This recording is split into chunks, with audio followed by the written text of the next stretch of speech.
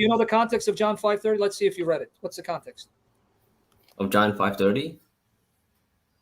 It basically just says that I can do nothing on my own. No, that's not what it says, because it doesn't begin in verse 30. I just told you what the context is.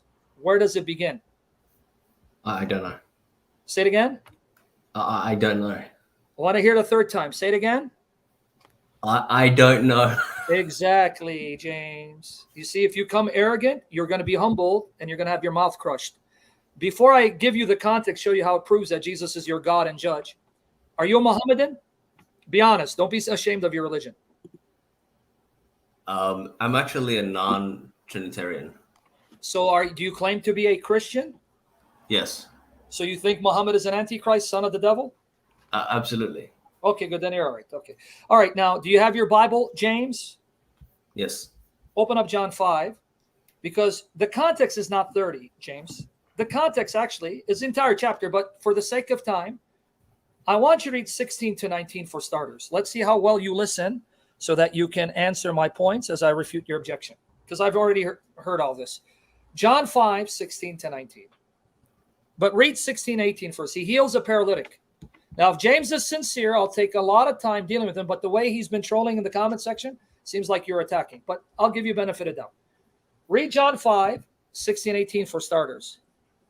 16 to 18. Okay. Yes. But I'm glad you admit to everyone you don't know the context. You haven't read it. That's honest. That's the first step for God then having mercy on you by the grace of the Lord. John 5, 16, 18. Read it aloud for me. Okay. So I'm reading from the NIV. So because Jesus, the New Indian version. It's all right. Go ahead. So because Jesus was doing these things on the Sabbath, the Jewish leaders began to persecute him. In his defense, Jesus said to them, "My Father is always at his work to this very day, and I too am working." For this reason, they tried all the more to kill him. Not only was he breaking the Sabbath, but he was even calling God his own Father, making himself equal with God. Why do you think they were trying to kill him for that statement? Because he was claiming to be God. In what way? Because he just said he's not the Father, right? No, he was calling God his own Father, making him. So he's not the Father, right? He's not the Father, yes. But so why did they then assume that though he just denied he's the Father, he just made a claim that somehow made him equal to the Father and therefore God in the flesh? Why? Why do you think that is? I'll help you. Because he justified doing a miracle on the Sabbath day. Pay attention, James. Because he says, just like the Father works on the Sabbath and doesn't stop working, I too am working. In other words, the Jews knew as Jews, they couldn't work on the Sabbath. But God is not bound to the Sabbath restrictions because God has to be actively sustaining creation every day of the week, even on the Sabbath, right? Yes. So what Jesus is saying is, like my Father is exempt from Sabbath rules because he's still working on the Sabbath to sustain and preserve life, I too am working. In other words, I too, with the Father, am exempt from keeping Sabbath restrictions. Now, the Jews know only God is exempt, yet Jesus is a Jew. How dare he make that assertion if he's not God? You understand their logic? Yeah, I understand their logic. Okay, but now I'm going to show you that Jesus is going to bear you for rejecting their logic, because now read 19.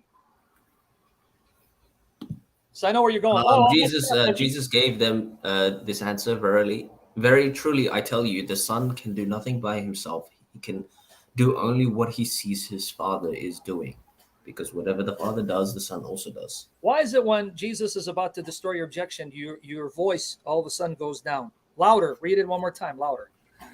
Jesus gave them this answer very, very truly, I tell you, the Son can do nothing by himself. He can do only what he sees his Father doing, because whatever the Father does, the Son also does. Can you show me a creature saying, I can only do what God does? Can a creature say that? I only do what God does. Do you know of a creature that says that? Is there a creature that maybe like a prophet, a messenger? Okay, then you're on drugs.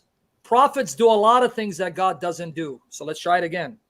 Which prophet can say, I only do what God does? Son of Man. Jesus is the Son of Man, idiot.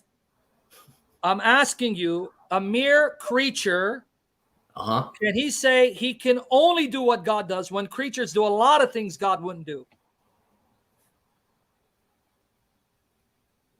No. And can you show me a creature that says, and I can do whatever God does the way God does it? Which creature can say, I can do whatever God does the way God does it?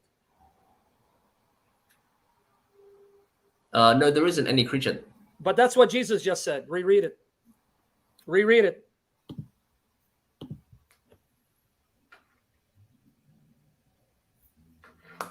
It's right in front of you. Reread it. That's what Jesus just said. So thank you for proving he's no mere creature. Reread it. Before the rapture, dude, what, are you scared to read the verse? Jesus, do you want me to reread 19? Yes, because you just admit Jesus proved that he's no mere creature. Go ahead. Jesus gave them this answer. Very truly, I tell you, the Son can do nothing by himself. He can do only what he sees his Father doing, because whatever the Father does, the Son also does. So the Son does everything the Father does in the way the Father does it, and that's all he can do. He can't do anything else. Thank you for admitting that Jesus is no mere creature, because no creature can say what Jesus just said. Now read 20 and 21, which you never read in your life. 20 and 21. For the Father loves the Son and shows him all he does. Yes, and he will show him even greater works than these, so that you will be amazed.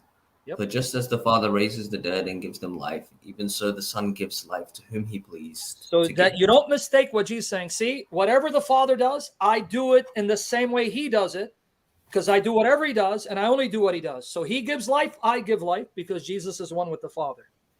Why didn't you read 16 to 30? Why did you jump to 30 and ignore the context?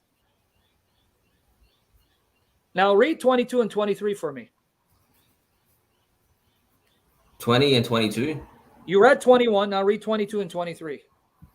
Moreover, the Father judges no one, but has entrusted all judgment to the Son, that all may honor the Son, that all may honor the Son, just as they honor the Father. Whoever does not honor the Son does not honor the Father who sent him. Okay, now can you show me a prophet saying, God requires that you honor me the same way you honor God? Can you show me a prophet or angelic creature says, God requires that you honor me the way you honor God? Well, Prophet Muhammad. Oh, so you believe in Muhammad? No, but if you look at Islam, he does say that. That's why Muhammad is an antichrist, right? He's under the feet of Christ because he's a blasphemer and idolater. So are you that stupid to appeal to someone who's an antichrist? Because that's what Satan does. Satan wants you to elevate yourself to God. So thank you again for proving to me that if someone is God-fearing and righteous, he won't say that. You know, you're sounding stupider as you go along. So let's try it again. A righteous prophet and a righteous angelic creature, not Satan, your father, would they say, honor me as you honor God? No.